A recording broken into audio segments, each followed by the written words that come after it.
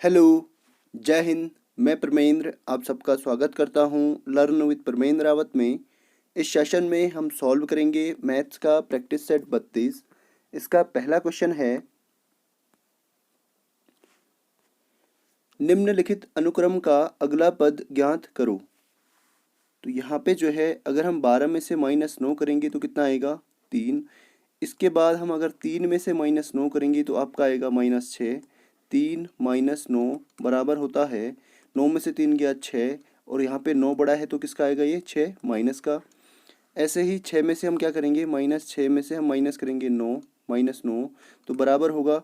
यहाँ पे जो है इनके जो साइन हैं वो क्या हैं सेम है, तो ये दोनों क्या होंगे ऐड होंगे। -15, 9 और 6 -15, तो यहाँ पे आपका आएगा -15, ऑप्शन नंबर बी। अगला है, दो नल एक टैंक को क्रमशः 10 घंटे और 15 घंटे में भरते हैं। यदि दोनों नलों को एक साथ खोल दिया जाए तो टैंक को भरने में कितना समय लगेगा। पहला नल आपका भरता है इसको 10 घंटे में, 10 घंटे में। दूसरा नल आपका इसको भरता है 15 घंटे में। जब भी ऐसे क्वेश्चन आते हैं, इन क्वेश्चंस में हम सबसे पहला काम करते हैं एलसीएम निकालने का। तो इन दोनों का जो एलसीएम आएगा वो कितना आएगा 30। आप यहाँ पर देख सकते हैं 10 के गुणनखंड होते हैं 2 गुणा 5, और 15 के गुणनखंड होते हैं 3 गुणा 5। इन दोनों में कॉमन है आपका 5, तो एलसीएम बराबर क्या होगा, जो कॉमन होता है उसे पहले लिखते हैं इनटू जो बच गए उनको बाद में। तो 5 दूना 10 तियाँ 30। इसके बाद हम निकालते हैं क्षमता, क्षमता या एफिशिएंसी। तो इसकी एफिशिएंसी कितनी आएगी, ए की एफिशिएंसी आएगी 10 तियाँ 30। 10 से हम एलसीएम को डिवाइड करेंगे कितना आएगा 3। ऐसे ही 15 से डिवाइड करेंगे 15 दूना 30। तो दोनों की एफिशिएंसी कितनी आ गई 3 और 2 5। ये होता है टोटल वर्क। तो टोटल वर्क को हम डिवाइड करेंगे 5 से, तो 30/5 मतलब 6 हावर। तो दोनों पाइप जो है टंकी को कितने घंटे में भरेंगे 6 घंटे में, ऑप्शन नंबर बी। अगला है, निम्नलिखित पद को हल करो। तो इसकी वैल्यू क्या होगी, आपको मैंने बताया था कि आपको 1 से लेकर 30 तक क्या याद करने हैं, 30 तक आपको याद करने हैं स्क्वायर, वर्ग। तो ये किसका वर्ग होता है 16 का। तो 2.9 गुणा 7.05 गुणा यहाँ पे आपका आएगा 16, बट्टे में आपका है 4 का स्क्वायर मतलब 16। तो 16 से 16 कट गया, ठीक है। यहाँ पे आपके पास क्या बच गया 7.05 गुणा 2.9। अगर हम इसको गुणा करते हैं तो ये आएगा 9 पंजे 45, 9 पंजे 45 को 5 हासिल 4, 9 0 को 0, 5 दूना 10 और 4 14 हासिल 1, 9 7 63, 63 2 0 को 0 और 1 64 को 4 हासिल 6। उसके बाद 2 7 14, 14 और 6 20। कितने अंक है दशमलव के बाद 1 2 और 3, तो यहाँ पे भी 1 2 और 3, तो 20.445 इसका सही उत्तर होगा। अगला प्रश्न है, दो संख्याओं का लघुत्तम समापवर्तक 1134 और महत्तम समापवर्तक 18 है। यदि उनमें से एक संख्या 162 हो तो दूसरी संख्या ज्ञात करो। तो इस क्वेश्चन के लिए जो है मैंने आपको एक फॉर्मूला बताया था, एलसीएम या पहली संख्या, इसको हम पहली संख्या लेते हैं पहले। पहली संख्या गुणा दूसरी संख्या बराबर आपका होता है एलसीएम इंटू HCF। तो यहाँ पे आपको एक संख्या कितनी दे रखी है 162, पहली संख्या है 162, दूसरी संख्या हमने मान ली है x, बराबर इसका एलसीएम कितना है 1134 और इसका एलसीएम कितना है 18। अब इनको हम क्या करेंगे पक्षांतर करेंगे, ठीक है। तो x बराबर क्या होगा 1134 गुणा 18 बट्टे में आपका आएगा 162। तो 18 से कट गया 18 एक बार, 18 से 162 कट गया 9 बार, 9 से ये कटेगा, 9 एकम 9, बचा 2 और 3, फिर 9 दूना 18, फिर 5 और 4 में 54, तो 9 छक्का 54। तो x की वैल्यू कितनी आएगी? 126। जो दूसरी संख्या होगी वो क्या होगी? 126। Option number A. अगला है ए एक कार्य को 15 दिन में पूरा करता है, बी उसी कार्य को 30 दिनों में पूरा करता है, ए और बी दोनों मिलकर उस कार्य को कितने दिनों में पूरा करेंगे? तो ये ऐसा क्वेश्चन मैंने आपको अभी अभी बताया है। इसको सॉल्व करने की कोशिश कीजिए और अपना उत्तर कमेंट बॉक्स में टाइप कीजिए। ए करता है इसको 15 दिन में, बी इसको करता है 30 दिन में। इन दोनों का हम क्या करते हैं? सबसे पहले एलसीएम ज्ञात करते हैं। इनका एलसीएम आपका आएगा 30। इसकी एफिशिएंसी कितनी आएगी? इस 30 को डिवाइड करेंगे 15 से, तो 15 दूना 30। इसकी एफिशिएंसी कितनी आएगी? 30 एकम 30। दोनों की टोटल एफिशिएंसी कितनी हो गई एक दिन की? 2 और 1 3। तो एक दिन में 3 कार्य करते हैं। एक दिन में कितना कार्य करते हैं? 3। तो इसको हम उल्टा भी लिख सकते हैं, ठीक है। 3 दिन में, सॉरी 3 कार्य कितने दिन में करते हैं? एक दिन में। तो टोटल कितना कार्य है? 30। तो पहले यहाँ पे एक कार्य निकालेंगे, ठीक है। एक कार्य करेंगे 1/3 दिन में। उसके बाद हमारे पास कितना कार्य है टोटल? इसको हम टोटल वर्क भी बोलते हैं। टोटल वर्क हमारे पास है 30।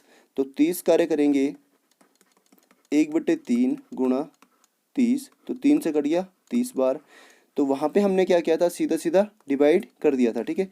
यह है इसका बेसिक। यहाँ से ऐसे हम इसको सॉल्व करते हैं। तो इसका जो राइट आंसर आएगा वो कितना आएगा? 3 से कटेगा 10 बार, तो 10 दिन में ये दोनों मिलकर जो है इस कार्य को पूरा कर लेंगे। Option number B. अगला प्रश्न है, निम्नलिखित भिन्न का शुद्धतम अंकीय मान चुनो। तो इसका शुद्धतम जो है अंकीय मान हमें ज्ञात करना है। तो 3 का भाग हम देंगे 2 में, तो 3 का भाग 2 में तो जाता है नहीं, तो यहाँ पे लगेगा दशमलव, यहाँ पे आएगा 0, 3 छक्का 18, फिर बचा यहाँ पे 2, यहाँ पे दशमलव, फिर 3 छक्का 18, फिर 2, फिर यहाँ पे 0, फिर 3 छक्का 18। तो ये 6 6 6 6 ऐसा ही चलता रहेगा, ठीक है। तो इसको हम ऐसे लिख सकते हैं 0.6, 0.6 और इसके ऊपर बार। Option number A. अगला प्रश्न है, यदि किसी वस्तु को 140 रुपये में खरीदकर 168 रुपये में बेचा जाता है तो लाभ प्रतिशत ज्ञात करो।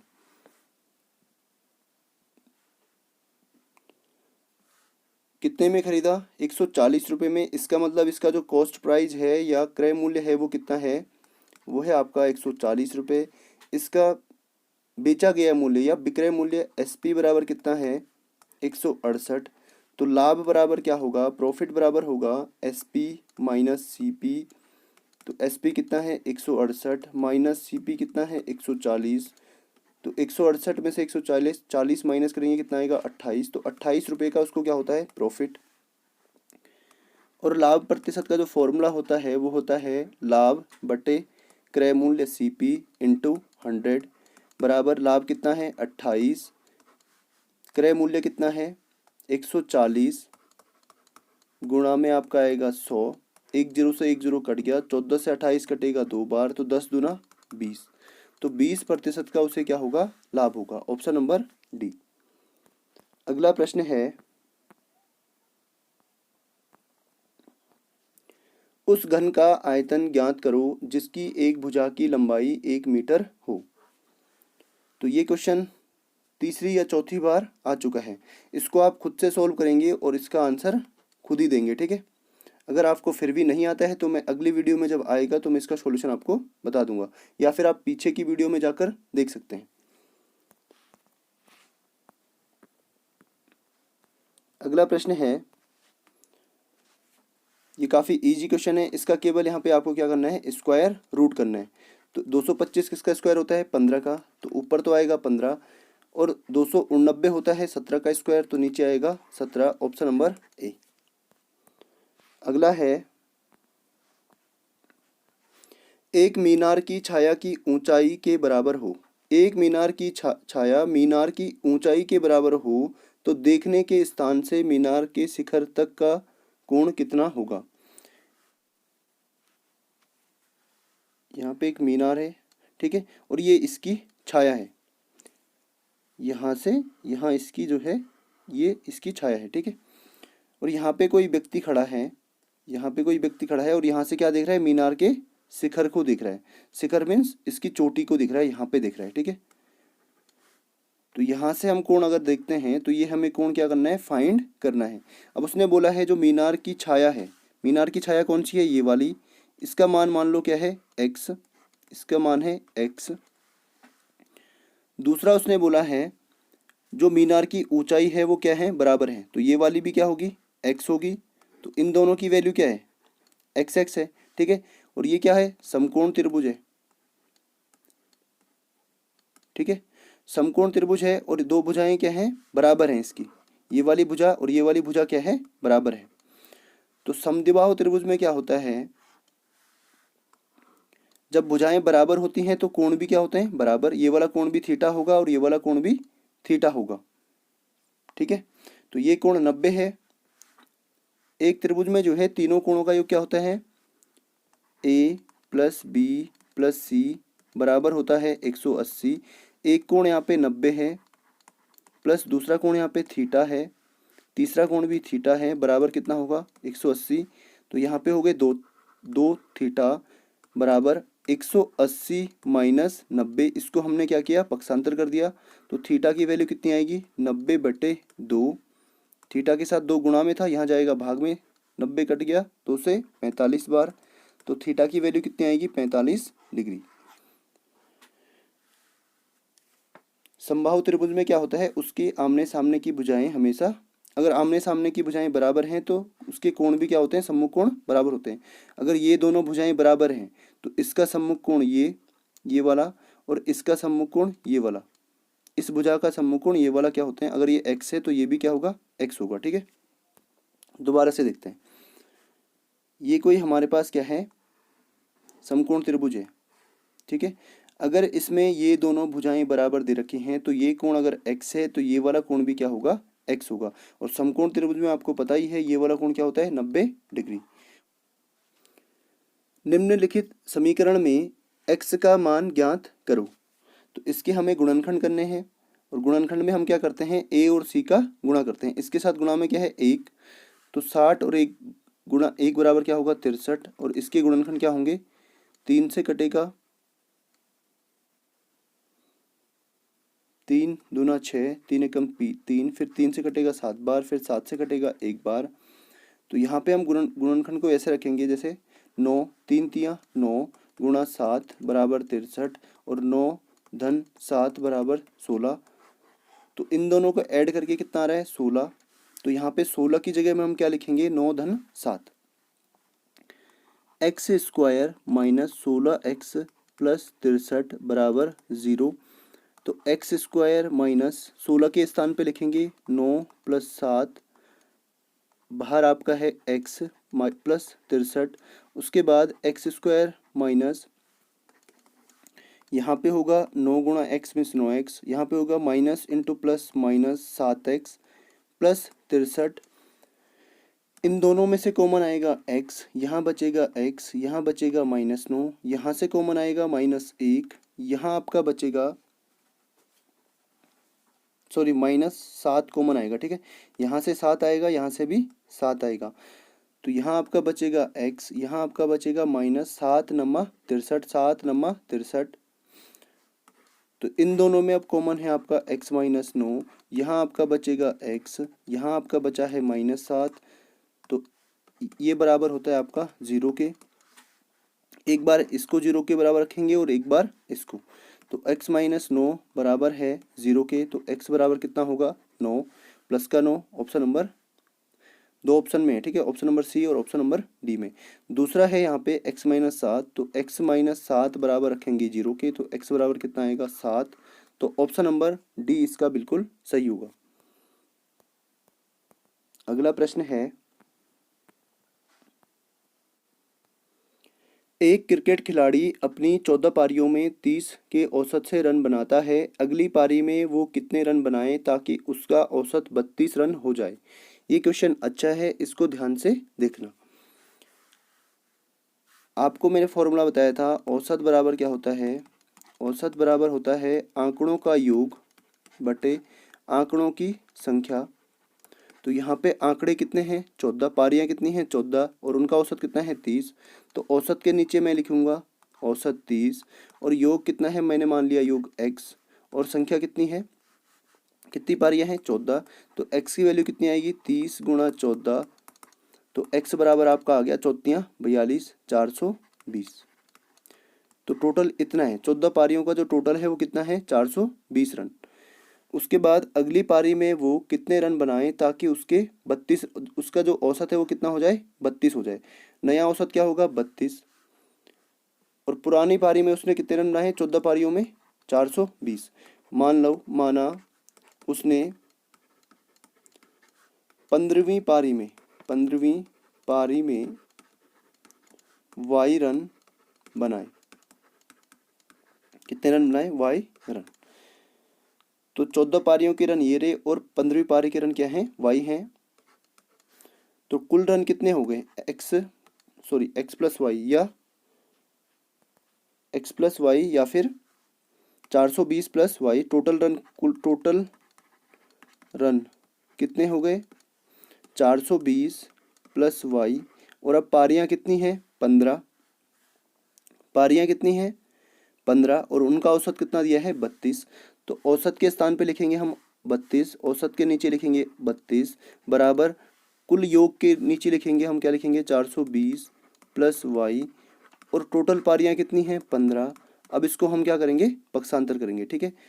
इसको मैं इरेज कर रहा हूँ, आप नोट कर लीजिएगा, ठीक है, आप नोट कर लीजिएगा। तो यहाँ पे था औसत 32 बराबर 420 प्लस वाई बटे 15।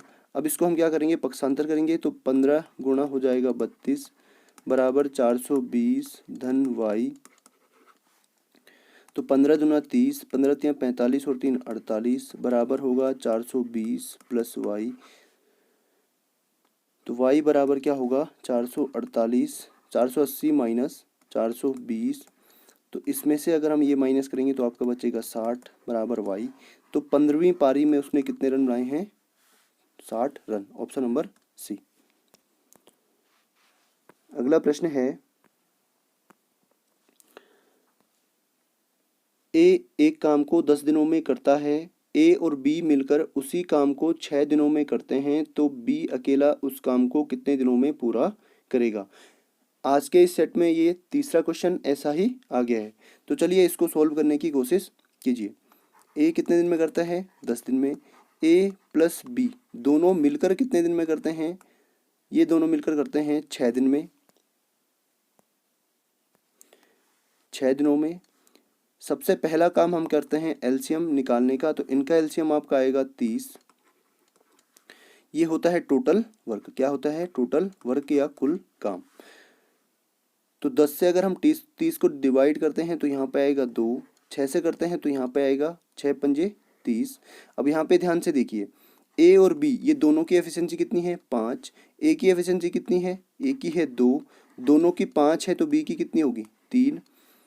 तो इसने क्या पूछा है? बी उस काम को कितने दिनों में करेगा।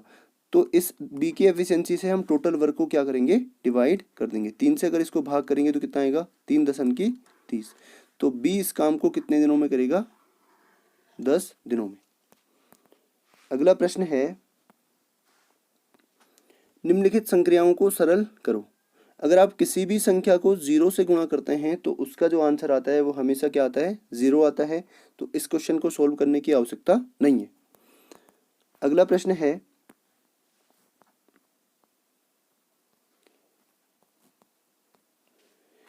एक आदमी ने एक बैंक से 12% वार्षिक की दर से 20,000 उधार लिए, तो बताओ एक साल बाद उसको कितनी राशि चुकानी होगी। आपको क्या क्या गिवन है? एक तो आपको दे रखा है आर बराबर है आपका 12%। दूसरा आपको दिया है पी कितना दिया है? 20,000। और तीसरा आपको दे रखा है टाइम टी बराबर आपको कितना दिया है, एक आदमी को इतने वार्षिक दर से 20,000 रुपये बताओ तो 1 साल बाद, तो टाइम आपको दिया है 1 वर्ष। और यहाँ पे पूछा क्या है, उसको कितनी राशि चुकानी पड़ेगी। आपको पूछा है ए अमाउंट या मिश्र धन। क्या पूछा है, मिश्र धन। तो साधारण ब्याज एसआई बराबर क्या होता है, P into R into T. तो पी कितना है 20,000, आर कितना है 12, गुणा टाइम कितना है 1 साल, टाइम है आपका 1 साल, बट्टे आपका आएगा 100, 2 जीरो से 2 जीरो कट गए, यहाँ पे आपका बचा 2 जीरो, तो यहाँ पे बचे हैं 12 दूना 24, तो 2400 रुपये का वो ब्याज देगा। ठीक है, तो ए बराबर क्या होता है, जो राशि वो चुकाएगा मिश्रधन, ए बराबर होता है पी प्लस एस आई, साधारण ब्याज प्लस मूलधन। तो मूलधन कितना है 20,000 प्लस ब्याज कितना है 2400,